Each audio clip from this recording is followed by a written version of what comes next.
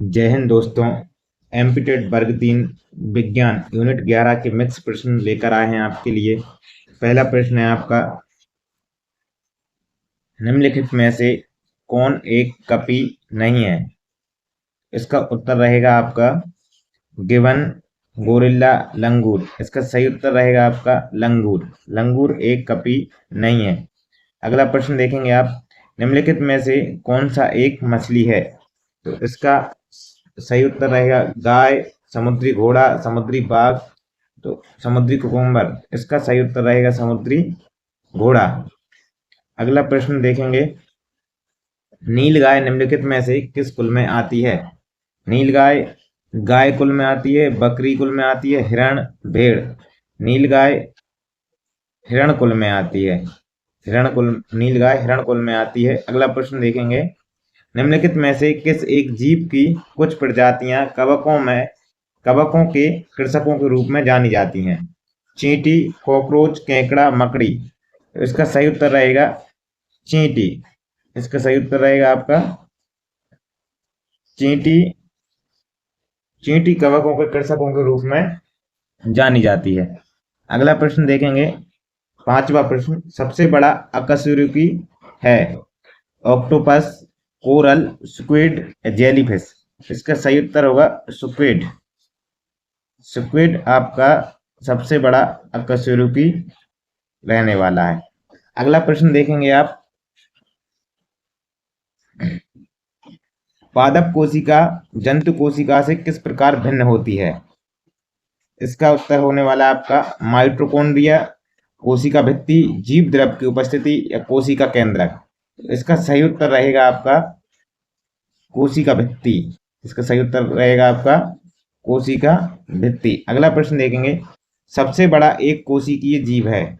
सबसे बड़ा एक कोशिकीय जीव आपका ईस्ट एसिटिबुलेरिया, एसिटोबैक्टर, अमीबा। इसका सही उत्तर रहेगा आपका एसिटोबुलेरिया।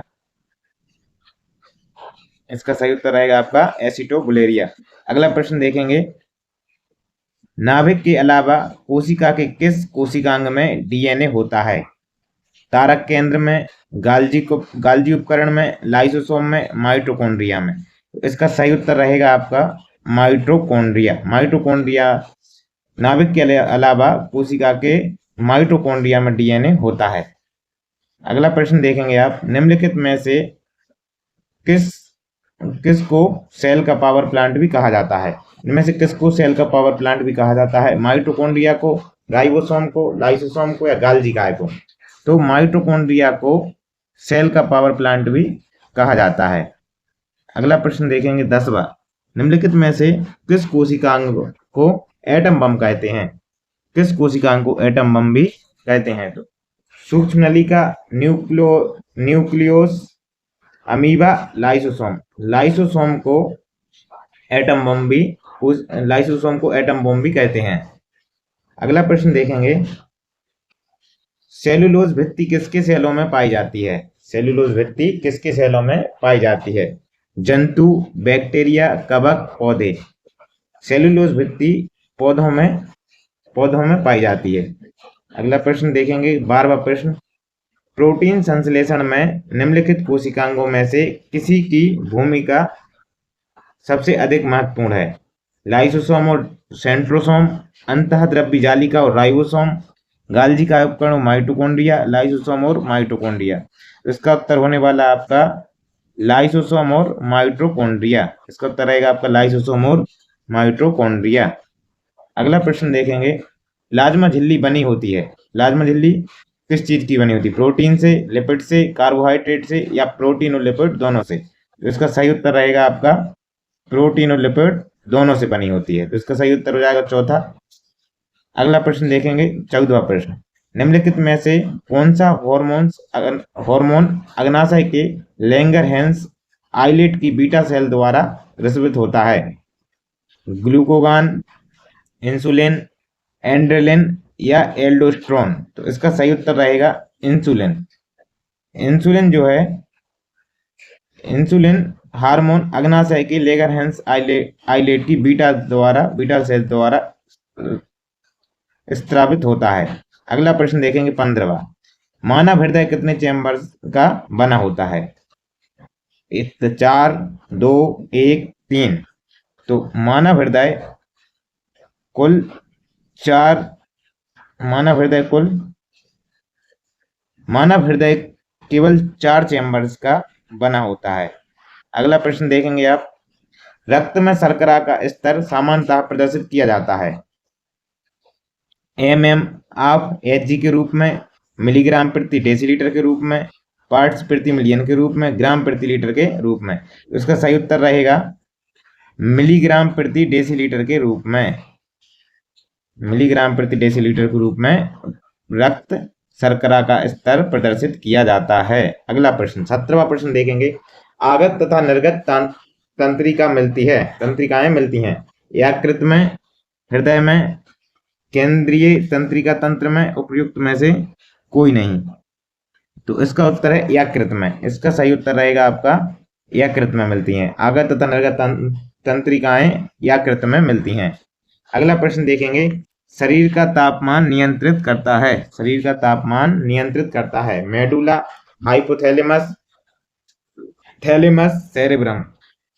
इसका उत्तर होगा हाइपोथैलेमस। इसका उत्तर रहेगा हाइपोथैलेमस। अगला प्रश्न देखेंगे 19वां, मानव तंत्र में इंसुलिन किसका चयापचय नियंत्रित करता है? वसा, कार्बोहाइड्रेट, प्रोटीन, न्यूक्लिक अम्ल।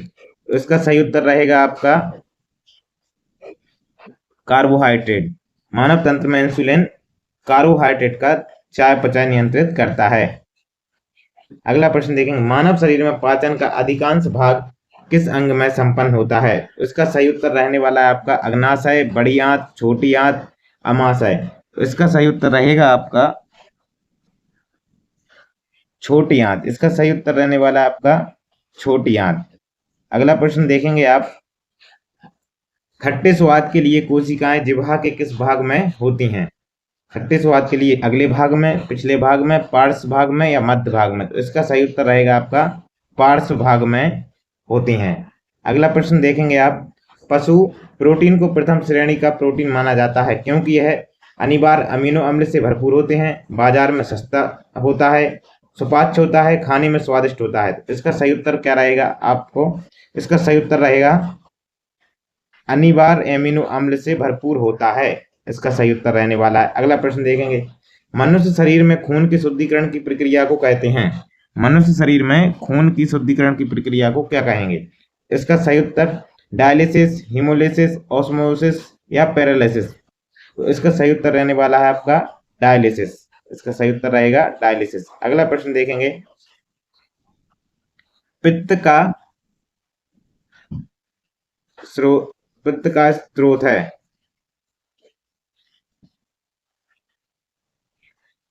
इसका देखेंगे अपन, पित्त का स्रोत क्या है, पित्त कहाँ से प्राप्त होता है इस तरीके से।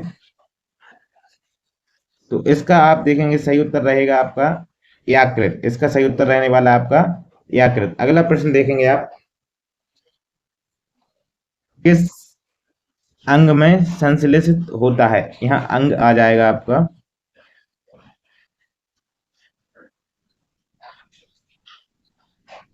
किस अंग में संश्लेषित होता है? फेफड़ों में, प्लीहा में, वृक्क में, यकृत में? तो इसका सही उत्तर आ जाएगा आपका यकृत में। इसका सही उत्तर आ जाएगा आपका यकृत में। अगला प्रश्न देखेंगे आप, सामान्यतः दृष्टि के लिए निम्नलिखित में से कौन सा विटामिन आवश्यक होता है? फोलिक अम्ल, राइबोफ्लोविन, नियासिन या रेटिनॉल? तो इसका सही उत्तर आ जाएगा आपका चौथा रेटिनॉल। अगला प्रश्न देखेंगे आप 27वां, ग्लूकोज को एथिल अल्कोहल में किस एंजाइम द्वारा बदल दिया जाता है? इसका सही उत्तर रहेगा माल्टेज, एनवर्टेज, जाइमेज और डायस्टेज। इसका सही उत्तर रहेगा आपका माल्टेज। सही उत्तर रहने वाला है आपका माल्टेज। 28वां देखेंगे, मानव शरीर में प्रोटीन का पाचन निम्नलिखित में से किस अंग में प्रारंभ होता है? मानव शरीर में प्रोटीन का पाचन किस अंग में प्रारंभ होता है? तो इसका सही उत्तर रहेगा आपका अमाशय में। किसमें प्रारंभ होता है? अमाशय में।